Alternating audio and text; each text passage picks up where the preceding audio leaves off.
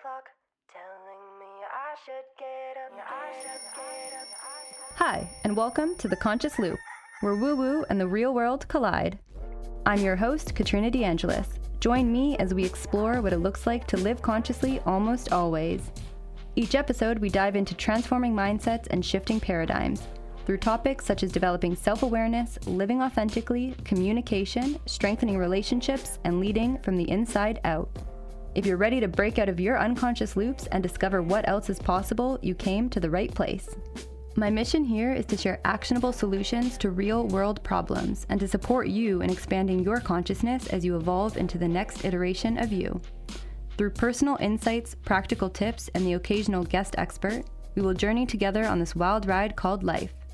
The experience will be shared, but the ahas will be all yours. I'm not your teacher or your tour guide. I'm simply a co-pilot, a fellow human who's committed to being open and honest about being perfectly imperfect, all while learning, growing, and sometimes it up. My intention isn't to sugarcoat the pain or to minimize the challenges, but rather to transmute the triggers and unify the dark places of our unconscious into lightness, levity, and laughter. Because let's be real, it's no fun if we're taking ourselves too seriously. You ready? Let's dive in. Hello and welcome back to The Conscious Loop. I'm so excited to have our guest here today on the show, Craig, who is really going to share his story and how he went from pain to purpose and now to life and fitness coach. I love his story because I feel like it just really brings to life what moving from pain to purpose looks like. There's so much that you can grab from Craig's story and just inspiration and wisdom and also practical advice. He is a former drug addict, alcoholic, felon turned life and fitness coach, turning nearly 2 decades worth of pain, suffering, and self-sabotage into a fully purpose-driven mission. His story consists of coming from a broken home, toxic relationships, loss, rehabs, jails, prison, and homelessness. Upon having his own transformation, he felt led to dedicate his life to helping the world achieve their own transformation of mind, body, and soul. Craig's direct, no-nonsense approach to change, which you'll get to experience in the show, as well as his immense passion for helping others, makes him an unstoppable force for wisdom and guidance. All right, let's dive in. Hello, Craig. I'm so excited to have you here on the show and get to share with the audience a little bit about you and what you do. It's funny, a lot of times I interview people that I might have worked with in the past and so on, but with you, it was so different. I think we maybe came across each other's page on Instagram and I just loved what you had to share. And I was like, of course, I want to have you come on the show and share more of that with the audience as well. So to get us kicked off here, what was a pivotal moment in your life that really kind of put you on the path that you're on, and how has that shaped who you are and how you show up for people and the work that you do now? I would say, first off, I want to say it's an honor being here. Thank you for having me on the show. And just to dive into that really quick, I think the first kind of shakeup in life would be when my parents split when I was 8. So I was born in Massachusetts, and we lived there till I was almost 8. And then we ended up selling the house and moving to New Hampshire. And then a few weeks after that, they dropped the bomb on us that they were getting a divorce. So this was kind of my first initial, like, world was turned upside down kind of moment. And the reason being, it wasn't because my parents were splitting and everything like that. Like, it was because this is the start of the story that I began to tell myself that I was a victim. And obviously, like, when you're 8 years old, you don't understand that you have a choice to perceive things how you want them, and you have a choice to let things define you, or you can actually define the moment and create an actual purpose and a meaning behind the situation that you're going through. So it took me a long time to actually get to a place where I can take that and use that into almost like something that built me and made me stronger instead of tore me down and made me weaker. I always assumed that it put me at a disadvantage. The story I told myself was like, I come from a broken home, and if you had my life, you'd be like this too. And I was just a very emotional kid, and I didn't have the proper channels and the proper outlets to to handle that and express that and deal with it in the proper way. And as I grew up, I started being around like toxic relationships. Like my mother was seeing like a bunch of toxic men, not at the same time, but she had 2 or 3 relationships, long-term relationships after another that were just like really verbally abusive, emotionally abusive. So when you're in an environment like that, you pick up on those cues and those behaviors. Obviously it's all subconscious. You're not aware that like you're going to start acting like that when you're in relationships, but that's what happened. I started dating. My relationships were mimicking the same ones that I was seeing, and it just got progressively worse. My anger got worse. I just had no emotional discipline whatsoever, and the victim mentality just continued to grow. I was just very egocentric. I didn't care about anyone else's feelings, only my own. The way that I was feeling always trumped how I made someone else feel. I never, I would be the type of individual, if I stepped on your foot in the supermarket, I would be yelling at you for putting your foot in my path instead of apologizing for, hey, I didn't see your foot. I'm sorry. I'm sorry never came out of my mouth. I was just a reckless individual. And my junior year of high school, my best friend got killed in a car accident by a drunk driver a week before her 17th birthday. So that kind of sent me spiraling. And then I started getting into the drugs. And prior to that, I was just like a jock. I was a popular kid. I got along with everybody. I didn't really have a specific clique that I hung out with. And I would just go to parties just to be social. And I was always like the designated driver. I didn't drink. I didn't do drugs. And I like took pride in that back then. And then my when my best friend was killed, the girl I was seeing at the time, wicked toxic relationship, and we ended up getting in an argument one night. And I was at my buddy's house, and he had been into the pill scene for a while. And this particular night, he just asked me if I wanted some, and I was like, "Yeah, I'll try it." And then everything went completely numb, like physically, spiritually, emotionally, and I was just like, "Oh, this is the answer. This is what I've been missing." And I just started running to that to numb myself, to escape my reality. That became the end all be all as far as dealing with anything that life threw my way. I mean, I would get high over promotion, like sunny, rain, snow. It didn't matter. I would find any and every excuse to Mhm. use eventually. And then a few months, I want to say 8 or 9 months after that, another one of my best friends was like the older brother I never had because I'm the oldest in the family. He was at a party and dove in a pool and ended up breaking his neck and Wow. became paralyzed, and his parents had to pull the plug. So that was 2 losses back to back. And I was just off and running after that, just completely reckless. And the drugs got progressively worse. I started dipping into cocaine. And then once I was 21, I was just closing down bars, falling off bar stools, doing coke every time I was drinking, um, doing perk 30s if I wasn't doing coke or drinking. And that got progressively worse.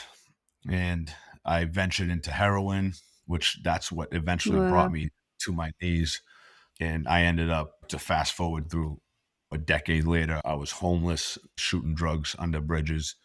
And I completely burned every bridge with everybody in my life. It had gotten so bad that they were expecting to get a phone call to say that I was dead. So they were treating me as if I already was, Wow. to kind of anticipate that. So, but that was like when I speak about the turnaround for me, like I needed that. And because it was literally life or death, like life had beaten me down with my own making, but life had beaten me down so bad that I was completely shattered mentally, physically, spiritually, emotionally, financially, just totally shattered. And I had dug a million rock bottoms. I would hit rock bottom and just keep Mhm. digging. And then every time I thought it would get worse, I just kept digging. And it got to the point where like I was afraid to die, but I didn't want to live anymore. Mhm. And it was kind of like what's next? there was a period of my life where I accepted that I was just going to die strung out as a junkie. And that was just the cards I was then. Still very much in you mentioned earlier being in that victim mentality where it's, "Of course it's this way because of what I've gone through," and that kept you feeling almost comfortable in that loop of rock bottom, okay, another rock bottom, because that became the narrative, it sounds, of that victim Yeah. mentality. Yeah. And that's why that point in my life when I was 8 was so pivotal, because that's the creation of that story. And I had ran into somebody who got sober, and he was like, why is it that there's people in this world who don't get the love they need from their mother and father, and they choose to love harder because of that? But you're using this as an example, like as a reason to block out and push, like you're creating a negative story around it. I was the type of person who didn't have that love, and I love harder today because of it. Because that's a story that I'm writing. You're writing a victim where everything's out to get you. Nobody feels how you feel. You're not terminally unique. Everybody goes through shit. And it was just like, he was just very hard, very upfront, to the point, didn't pull any punches, didn't sugarcoat anything. And I was like, this is what I needed. And that's why if people see a lot of my content today and how I speak on camera and everything, that's how I speak to myself. And the only way that I know how to get through to people, because that's the only way that I was able to get through to Mhm, me. And my intentions are always pure. Like, I love everybody. I just hate the destructive mhm. habits. And anytime that I'm speaking to somebody in order to help them, I really believe that love ain't lies. And that the best way to do that is just to get raw and It was honest a reality up check, it front. sounds like, this person that was speaking to you was giving voice to a part that was so buried within you that it was, like, not even there, and so to have that reality check from somebody that you trusted and probably saw the way that they were choosing to live their life, it gave you, it sounds, hope, or the new way and possibility that you can choose a new story. And sometimes it's hard to hear those things. I had a conversation with my friend yesterday where she was giving voice to a part of me that I didn't wanna hear, and I felt it in every bone in my body, like, resisting it, but I was like, "Oh, I know I really need to hear this," and, like, she's Mhm. right, and it's coming from a place of love, and sometimes, and I think it takes so much courage, like, for you to hear that and hear what he was sharing with you and be willing to accept it and being willing to see that as the truth and as your new truth, because it's really hard to do that, and I'm actually curious, even now, like you mentioned, that's a large part of how you support people and even the stuff that you share online and your approach. I'm curious, what do you think it was about that worked, and what happened for you in that moment that allowed you to hear him? Because I think that's the hardest part. Sometimes people are saying stuff to us, but we don't hear it, right? Our friends, our family, they can say stuff, but if we don't wanna hear it, we're not ready to hear it, it's not gonna work. It could actually send us continuing to dig the hole, right? So I'm curious, what can Yeah. people do that are in a similar scenario, and what can they do to hear from people that they know and trust and love and really choose a different path? Yeah. And that's kind of like how I help people approach things today is to kind of break the wall of the ego where it flares up and tries to protect you and say, like, oh, this person doesn't know what they're talking about. And I did that for years. Like, it was over a decade that I tried getting clean and just would rack up a couple months and then relapse. And then I'd end up in jail, relapse, prison. And it was just like a revolving door. But my problem was I didn't experience enough pain yet. And I know that's kind of hard for some people to understand, given, oh, you went through everything that I've already mentioned. But I just, like, pain really just opens the door to willingness. And like I said, I had gotten to a point where I had nobody else in my life, and I had just completely conceded in my soul, like, I don't care if none of these people ever speak to me again. If I can live the rest of my life sober, I'll figure it the fuck out. That's literally all I cared about, and that was my greatest blessing. Is it was like a life or death pivotal fork in the road, where, because I had already died and got brought back, so I knew, like, Yeah. my lives were out. So what ended up being so useful with this individual is he connected with me on a deeper level. I knew he used to be where I was. He wasn't somebody that was just saying, "Oh, you got to smarten up," or because I have addicts and alcoholics all in my family, and but that most of them are functioning. I was the one that ended up homeless and totaling cars and in prison. Like nobody ever had those kind of Yeah. consequences. So, but me seeing them still have issues just because it didn't get that, I was just like, there's nothing you can fucking tell me. And that's why I try and teach fathers, especially, to like lead by example, parents in general, lead by example. You can't tell your kids to eat healthy and take care of themselves if you're overweight and you're falling down drunk and they see you trashing your body and disrespecting yourself with your habits, and then you're going to turn around and say, oh, don't drink, don't do drugs, take care of yourself, you need to live health. It confuses the shit out of children because they hear you say one thing but they're like, that's not what you do.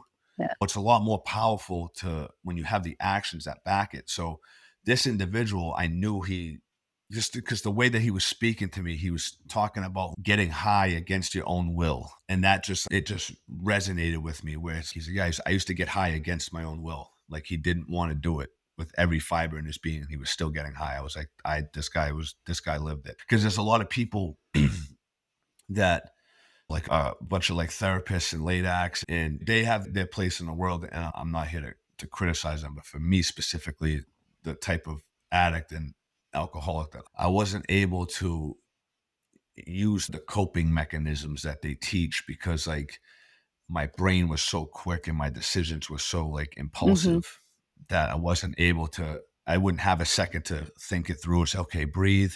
And it was just like, oh, I want to get high. Like it was just, so I needed somebody who felt that because a lot of these therapists, they can have a couple glasses of wine and they can have, you know what I'm saying? I was just always full tilt. So what I try and tell people today is to bring the ego down is like, if somebody's saying something and it's triggering you, right? It's giving you that unease, like you were speaking about with your Hmm. friend. I sit there and I ask, okay, is it coming from a place of love? And then if I believe that it is, if it's somebody that I trust and I respect on that level, then I'm at least going to take a look at it. I don't have to agree with them. I don't have to follow their advice. But if I respect them enough and I know it's coming from a place of love, I'll at least take a look at it. If it's somebody that I would not want to trade places with, I don't care what the intention is, I'm not listening to it. And I stand firm on that today. Because a lot of people have opinions about what I do. And it's just, I wouldn't trade places with you. So I'm not going to listen to your Yeah. advice. But it takes a lot of discernment to get there because people will hear me say that and they're like, oh yeah, that's what I'm going to do. But then they missed the previous part of it where I'm like, no, like you have to dissect it and say, okay, is this somebody that I Hmm. respect? Yes. Is it coming from a place of love? Look at it. But if it's not somebody that you respect, so to say, or somebody that you wouldn't want to trade places with, then you kind of have to follow your own like inner guidance system, which is why I'm very big on staying connected to your higher self and aligning all of your Hmm. habits with the vision that you have for your future. So that way, that pathway to your higher self is open. That way, like when your conscience speaks to you, you hear it clearly. Oh, okay, this is my next Yeah. step. And once you start building up that relationship with your intuition where it's very like on point and there's no doubting and no judgment. You're just like, oh, okay, this is a yes, this is a no, this is a yes, this is a no. You can just operate your life like that. And then you can actually read situations with people when it's because like I'll do it nowadays. Like someone will be like, oh, I think, and they'll give an opinion. And I'm like, they're speaking from their place of lack.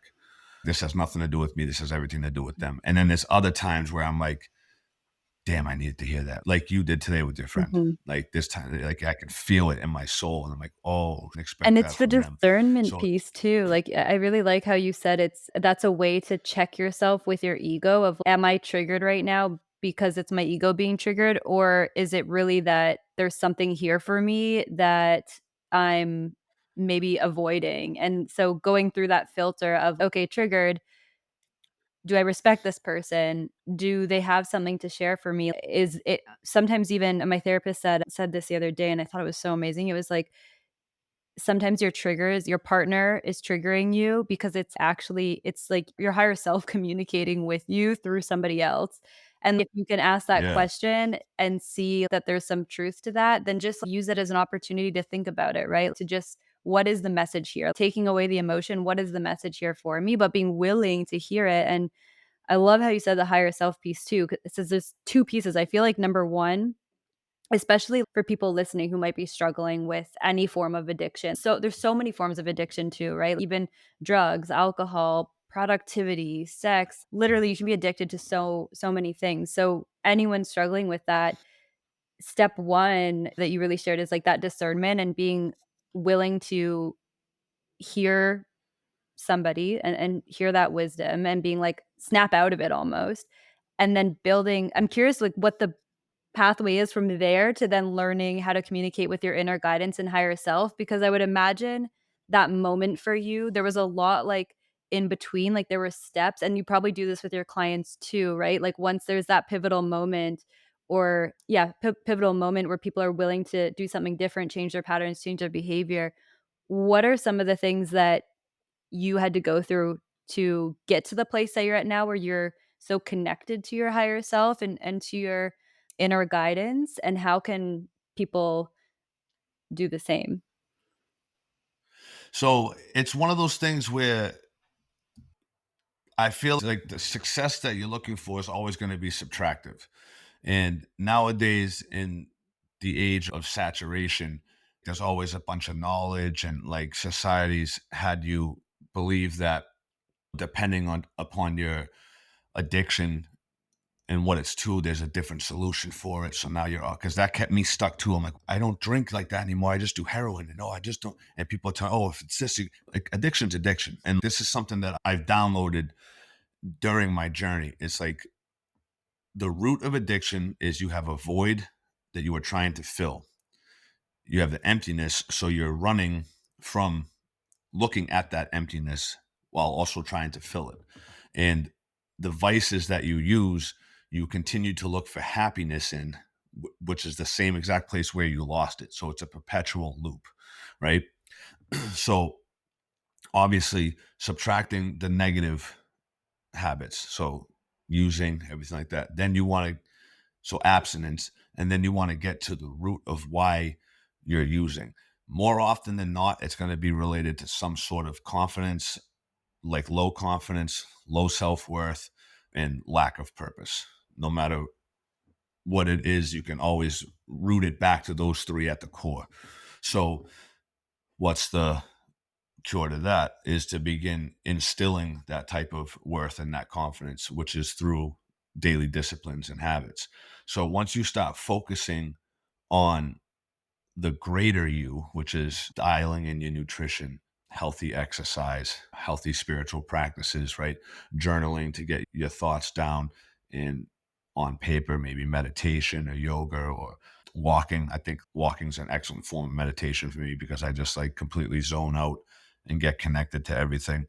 So that's like a massive tool that I use. But once you subtract the negative and then you start implementing positive habits and you focus on those, which is the greater of you, the lesser kind of just falls away. And it's just keeping your word to yourself is what is going to instill that immense amount of confidence. That's all that I validate myself with today. If I say I'm going to do something, I get it done. That's all I care about. That's all I don't care about other people's opinions of me. It doesn't matter the money I make, the cars I have, the houses. It's did I keep my word to myself today? Yes. Okay. Then I won. Mhm. And Inner it's like, validation. Rather than seeking it externally, you're actually able to give that to yourself. So it's not really dependent on somebody else's praise or validation. It's really that relationship that you have with yourself is the most important. yeah. And that's where I feel people get lost is they look for shit externally that they should be giving themselves. No one will be able to love more than the capacity at which they love themselves. Like that's going to be their ceiling. And vice versa, people will not respect you unless you respect yourself to the capacity that you're looking to be respected at. Like everything stems from you. It's always going to be an internal representation of your external reality. So whether that's like you can tell when people aren't very appreciative of their life. Like I was not very appreciative of my life. I wasn't very grateful for the body I was given. I wasn't grateful for the people in my life. I wasn't grateful for every day that I woke up and I had air in my lungs because my actions spoke otherwise. So I believe that gratitude is action. So if I'm truly grateful for my family, then I make sure that I am becoming the prime example in all areas that they could admire, lead them, protect them, and guide them by becoming my best self and continuing to evolve as my life goes on. So if I'm truly grateful for my life, then I max it out to its full potential, and I'm always looking for ways to grow and Mm-hmm. evolve. And if I'm truly grateful for my body, then I don't trash it. I push it to its limits. Like the human body is capable of extraordinary things. And it's just people just succumb to things that are completely they settle on things that are completely under their control. And then they try and change the things that they can't control. And that's what leaves them in this whirlwind of emotions where they feel completely lost and helpless, where it's like you have to accept what you can't control, and then what you can control, change until you're happy. Yeah, Yeah, the that's why chair. I'm not a big fan of that's like the healing space now is kind of like wishy-washy nowadays because it's like you're telling people to learn to love their body when they don't have a body that's worth loving. If they did, they would love it. So you're like trying to tell people like, no, just learn to love your body. And the person's like, I don't love it. I'm not happy with it. But the person's telling them. So now these are like full grown adults. Now they're on this rat race of spending all this time and energy, leaking the energy because it's not being productive Mhm, because they're not getting anywhere. And they're trying to force themselves to love their body instead of putting work mhm. in to create a body that they could truly be proud of Yeah, I and think show that off confidently. action piece is really important. You had mentioned, like, even I love the paradigm shift of gratitude. Like, gratitude, yeah, it's a practice, like, you can journal about gratitude, but if you're not actually acting from that place of gratitude and showing up in a way that is appreciative of the actual gratitude that you have, then are you actually grateful for having those things? Or is it more of an afterthought, right? So it's really the combination of the reflective components or affirmative practices, maybe of the mindset or of gratitude practice, but in combination with the action is the Yeah. secret, the key to really making it work. Yeah, and that's where my paradigm had to shift is they would put my first coaches and mentors were telling me like, is it possible that you're leaving love on the table? And I was like, what do you mean? And they're like, if you're living in a way that is only loving yourself at 70%, and you say that you love your wife and kids with everything you have, that's only still 70%.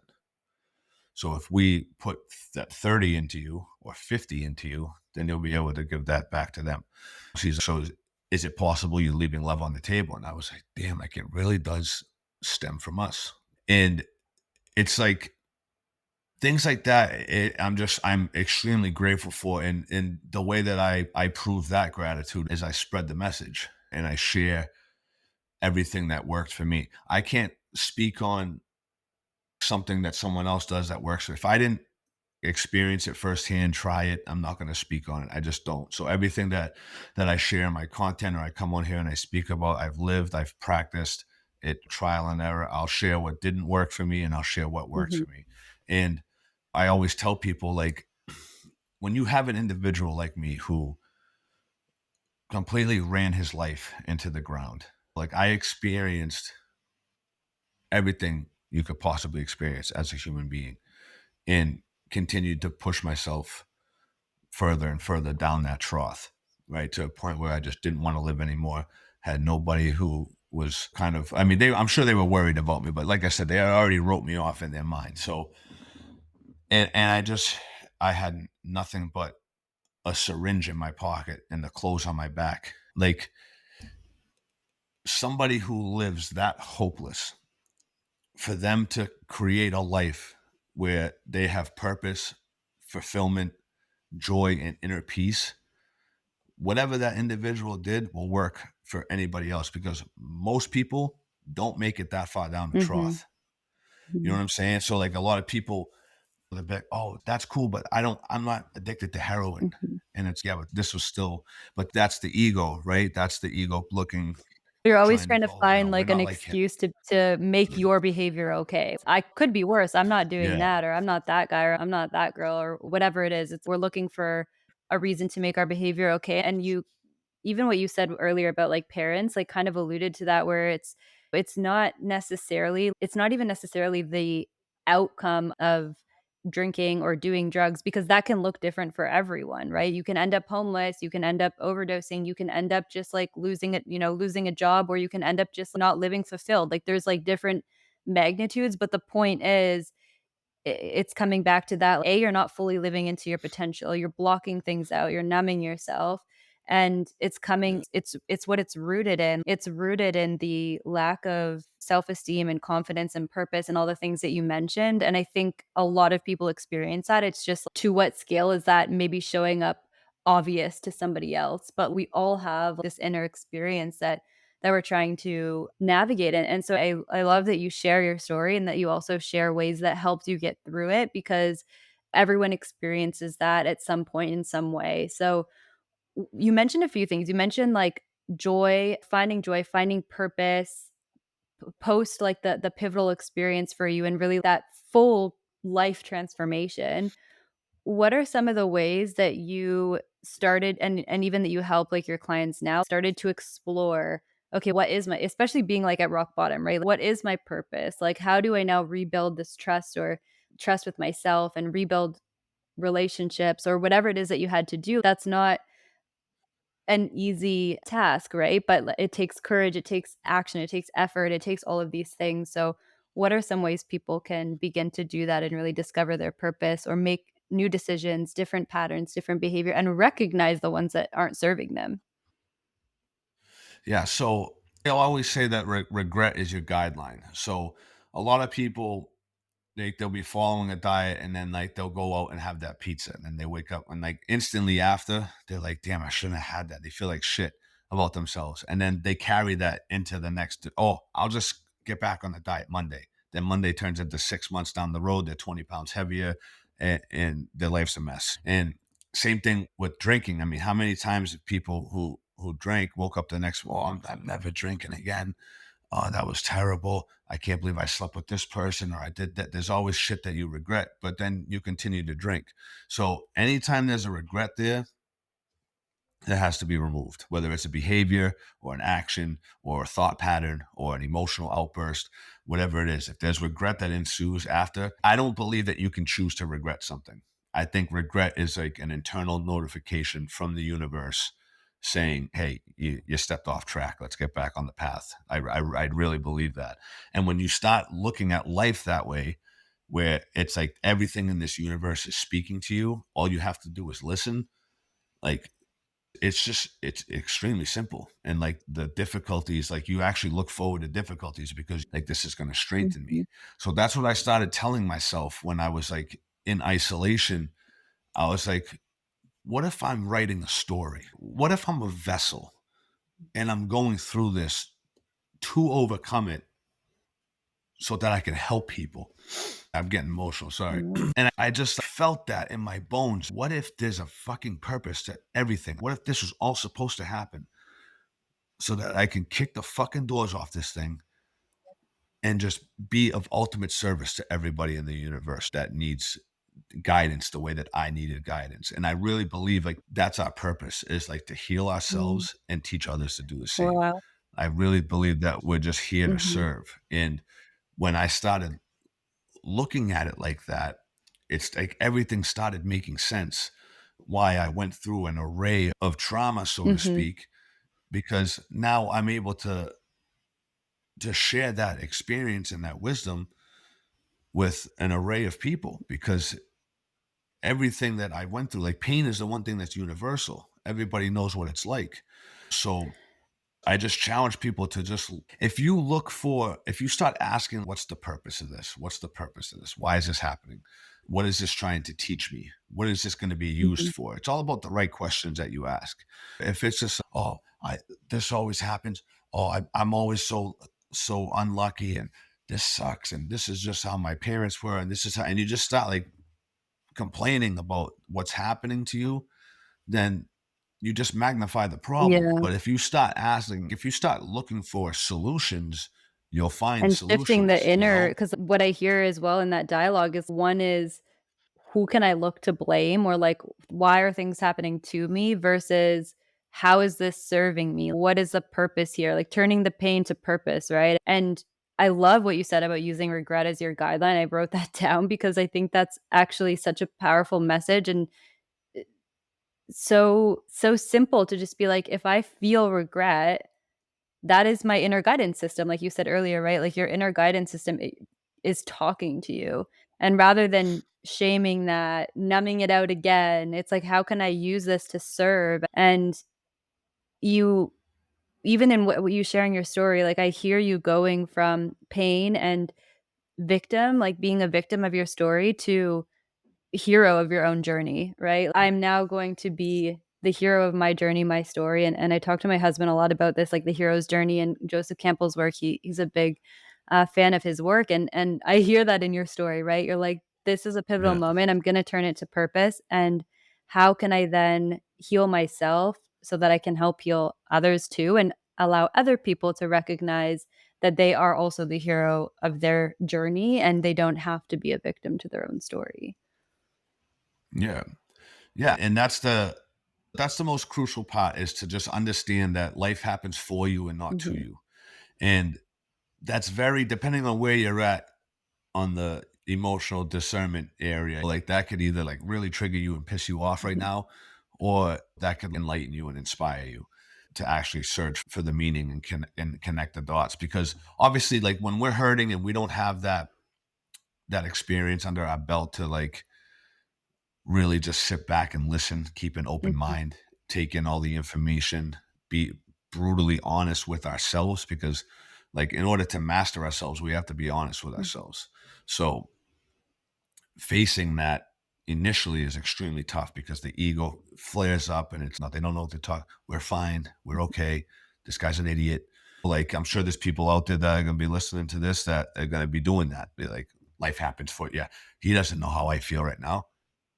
You know what I mean? I'm behind on the light bill. I couldn't do this. And it's What would just you like say to those mentality. people? Yeah, the people that are that the ego is coming up a little bit, and maybe they're not ready for the message, but maybe they are. There's gonna be so many type different stages of people listening to this. So what would you say to that ego when it arises?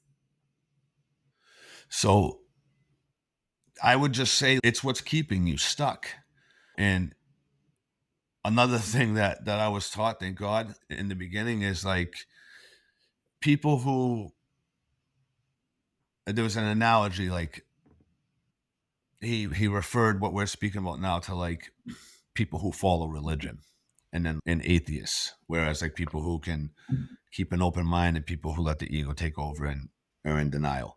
So he was saying, out of all the religions and all the people who have faith and who all swear by it, do you think they're all wrong? Or is it possible that they're onto something? Is it possible? They don't have to be, but is it possible? Is it more likely that they're all wrong, or is it more possible they're onto something? And I was like, damn. So he was like, okay, so is it more possible that I could be onto something, or do you want to keep living in denial? And I just started looking at life as like this game of evolution. Like we're really meant to evolve. And when we get complacent and we settle, we get very negative and we stop putting down people who are doing better than us because they're showing us where we're still weak, where we gave up on ourselves. And that's again all Mhm. ego. So understanding that where you're at right now is okay. It's just not okay to stay there. I don't care where you're at on the spectrum. You know what I'm saying? Like completely hopeless or extremely successful. There's always room to get better. There's always room to grow. And I really believe that's where we find our purpose and our fulfillment, is continuing to seek out ways that we can improve and then offer that better version of us to everybody that we come in contact with. But we can't do that if we're allowing ourselves to stay in denial, not take advice, not even admit that we have anything to work on. All these characteristics are congruent Mhm. with people. Like if they have a very limited mindset, very scarce mindset, victim mindset, they all have these same characteristics. They complain a lot, they gossip, they're extremely negative. Like I always get a kick out of people who complain about like gas prices and the price of milk and the like. You need gas in your car to get to work. You're gonna fill it up anyway. What's the point of bitching about it? Mhm. And then once you understand, once you start living by universal laws, now you understand that your energy and your vibration is nothing more than a magnet. So what you're giving out, you're also Mhm. receiving. So the most negative people who complain and gossip, their lives mirror that same negativity, complain, and gossip. The universe gives them more shit to complain Mm. about. Yeah. And but again, this is very hard for somebody to understand fully when they're wrapped up in that blinded one way Mhm. vision and Like, mentality things are of like happening to me. telling them, Yeah. yeah, telling themselves that story. But then there's people like us who understand that and then can use that to our benefit. And we know that there's always a reason for everything that's happening. Everything that happens in our lives was brought to us either by our thoughts or our actions. And that's the big step. That's what separates like the men from the boys and or the women from the girls in this game of Mhm. life is like taking that extreme accountability and like being like, no, if this was brought to me, like I brought it to me through my thoughts or my actions, one way or another. This isn't happen. Like this was brought to me for a reason. But like that takes a lot of accountability and a lot of responsibility to be like, no, this is on Yeah. me. This is happening one way or another because I caused this, which means I either already have the answer to it and this is just another level up, or it's meant to sharpen me and build me, or it's meant to keep me back on track or teach me something. Like understanding, like keeping that accountability and that responsibility, it takes a lot of work to get there. But once you do, like life is just so much better because I spent my entire life blaming other people and it just kept me sick. And the thing that was the worst about it is like when you point outside of yourself for Mhm. blame, you're giving up all control to change the situation because Yeah. people, places, things, anything outside of your emotions, your thoughts, and your actions, you have no control over. No matter how hard you think you do, those are all completely out of your control. So when you start putting blame on those things, you are literally giving up your power and giving up your control to whatever it is that you're blaming. Whereas if you step up and take full responsibility and full accountability, now you have complete control to change the situation. And that's when life starts getting better. Yeah, wow, absolutely. Going from realizing or feeling like you have no control over everything because 'cause you're a victim to it versus, "Actually, I have control over everything because I get to control my own experience and how I respond to things, how I react." Such a mindset shift, and what shifted for you when you made that shift? Like, when you went from pointing fingers, blaming, to that extreme accountability and responsibility, how did your relationships with the external world and the people in it that you might have been pointing fingers at, how did that change your experience of your surroundings? In the beginning, it was tough because like I realized that my entire life up until that point had been a lie because of the way that I was perceiving it. So it was a massive kick in the gut and it was like kind of scary. It was like almost a little bit of an ego death. And but it was also simultaneously like the greatest blessing.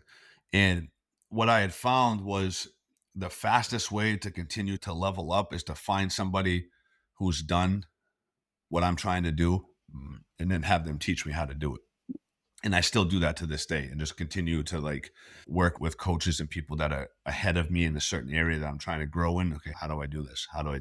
And then when you're completely comfortable with yourself and the person that you're creating and your energy is always in check, then you start attracting the right mentors and coaches Mhm. that you're vibrationally on a match with. And the speed is already expedited even further because of that.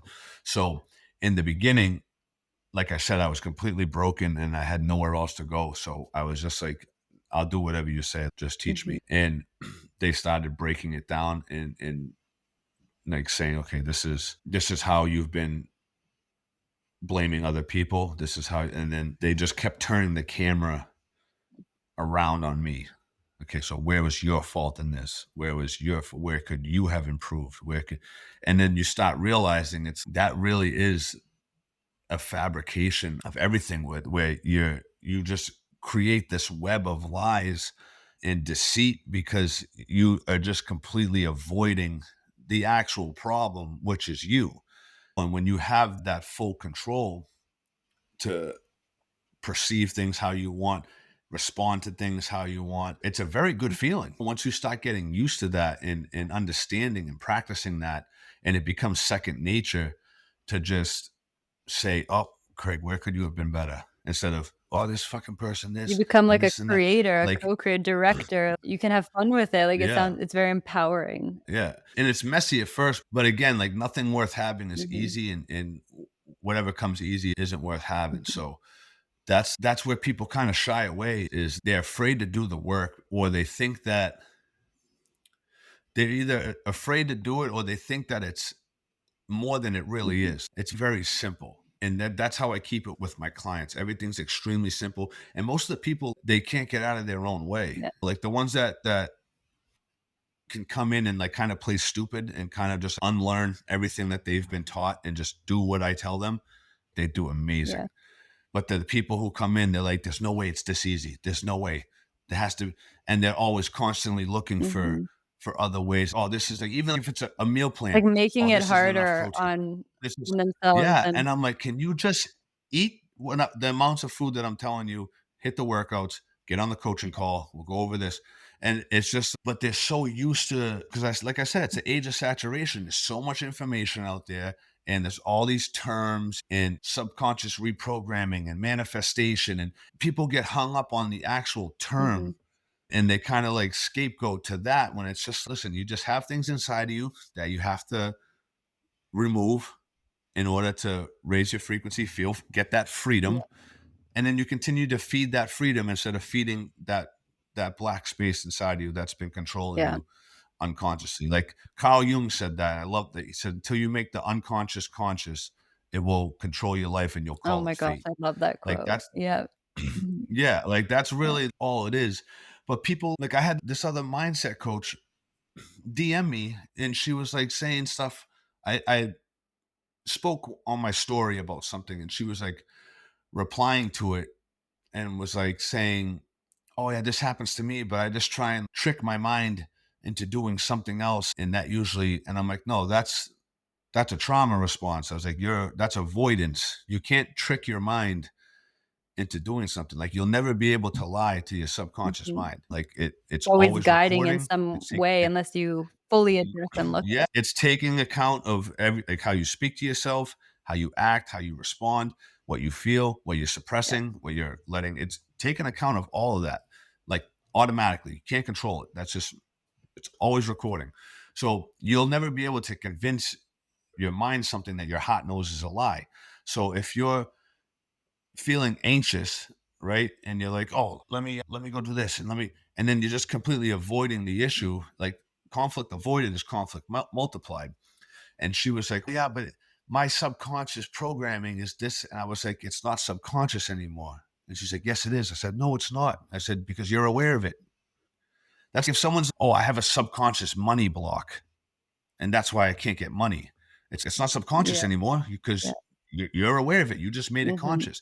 But that's a prime example of where people get hung up too much on the Yeah. terms, and that becomes part of their story. And they're like, "Oh, it's my trauma bonding," and and they lose sight of the actual root Mhm. of what's going on. No, you just made it conscious. Now Now you you have have to an avenue to decide what to work on do, it. yeah. Whereas yeah, if it was still like the money block, for example, if it was still subconscious, you would just be like living paycheck to paycheck, barely making it. Like nothing would ever go your way financially. You would be losing money. You know what I'm Mhm. saying? You'd be like, what the hell is going on? Like you would have no explanation for it. That would be subconscious. As soon as you start declaring, oh, this is what it is, and like it's not subconscious anymore. You've made it conscious, which is good because now you have an avenue to Yep. you can attack it and work on it to remove it.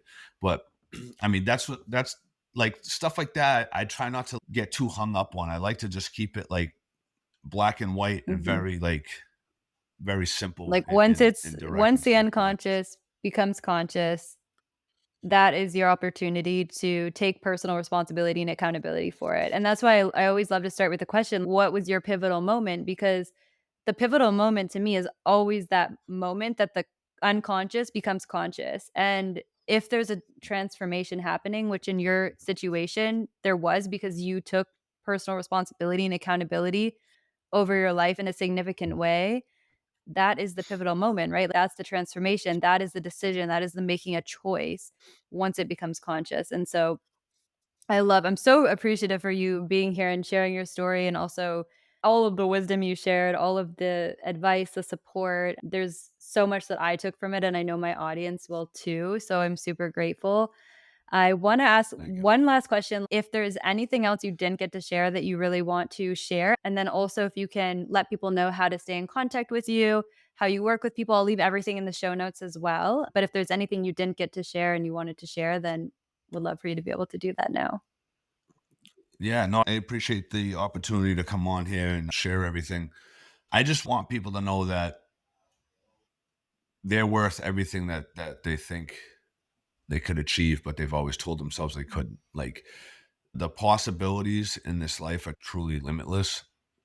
And don't be afraid to step out of your comfort zone and face the things that you've been avoiding, because that's where your greatest level up is, on the other side of the work that you've been avoiding.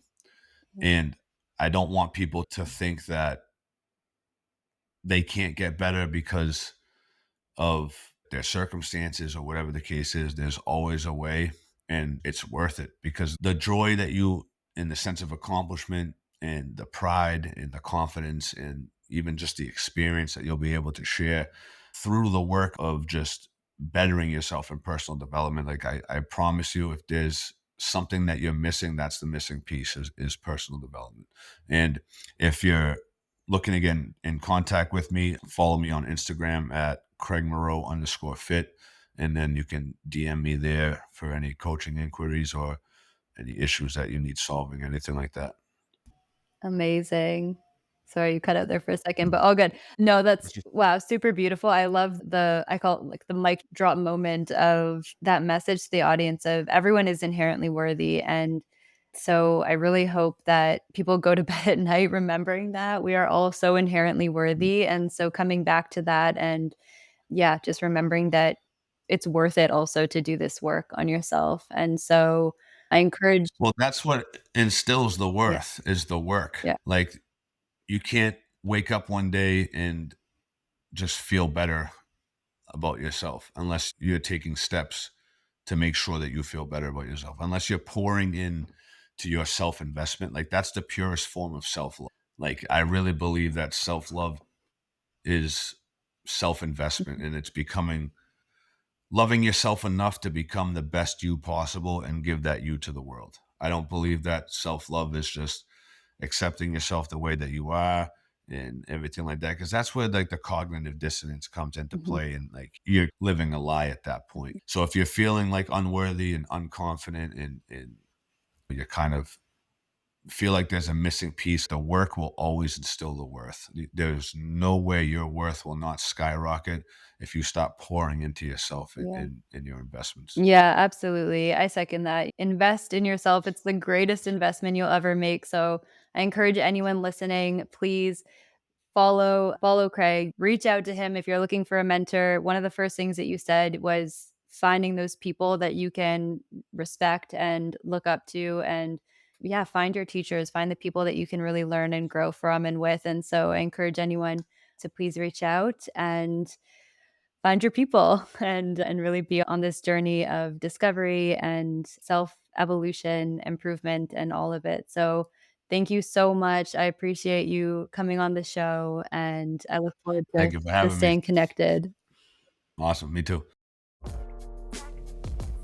Like what you heard and want more? Stay connected with our community on social media using the links below.